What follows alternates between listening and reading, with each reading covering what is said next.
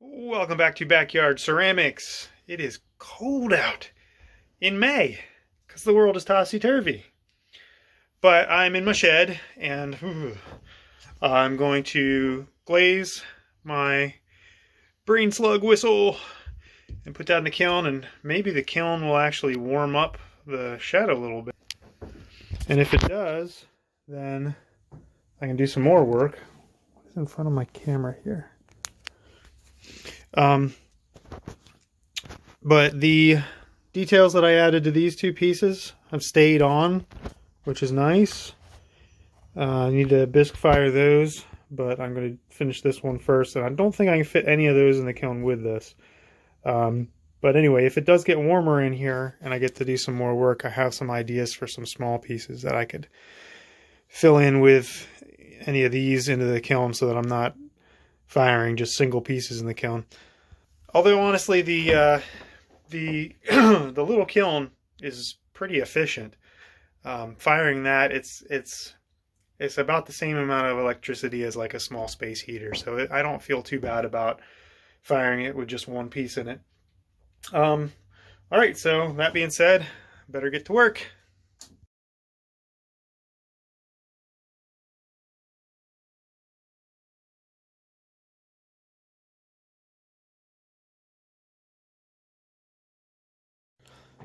So I glazed with my one good glaze, that earthy green glaze that I got.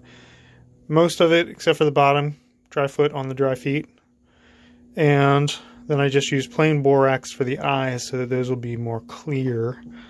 And that'll show like the red clay underneath, just to give it a little bit of contrast and a little bit of visual interest. I had to be careful about glazing around the holes, especially the mouthpiece and the, let's see, that's the windway. And then that back edge that splits the air is called the fipple. And if you glaze that, then you run the risk of it actually thickening the edge there, which will make it not sound as good. So I'm just going to pop this bad boy in the kiln. And I don't need to candle it because this has already been bisque fired, so with glaze firing you don't have to candle. So I'm just gonna, I'm gonna put this on the floor of the kiln just in case there's any dripping. I don't think there will be, but just in case. Let's see how that looks in there. Yeah, my camera's fuzzy today. Is there condensation on it or something? Weird. Alright, so got that in there, not touching any edges. Gonna plug it in and let it fire. This has been firing for about 2 hours, so I'm gonna unplug it and let it cool. I figured out what was in front of the lens earlier. My phone case was holding a big cluster of dog fur right in front of the lens. So had to take off the case and take that out. All right, well, a couple hours we'll get to see what that looks like. Looking forward to it. Can't wait. It is raining outside, so I brought this inside, and I am very pleased with how it turned out. Those eyes are so creepy. I love it. And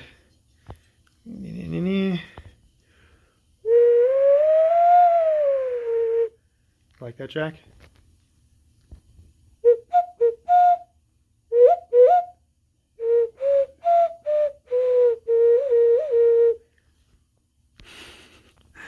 He's nonplussed. All right, well, thank you for watching. I do appreciate that. And if you feel like liking and subscribing and all that kind of business, you can do that. And leave a comment if you want to, if you're bored. I know I am. And we'll see you next time on Backyard Ceramics.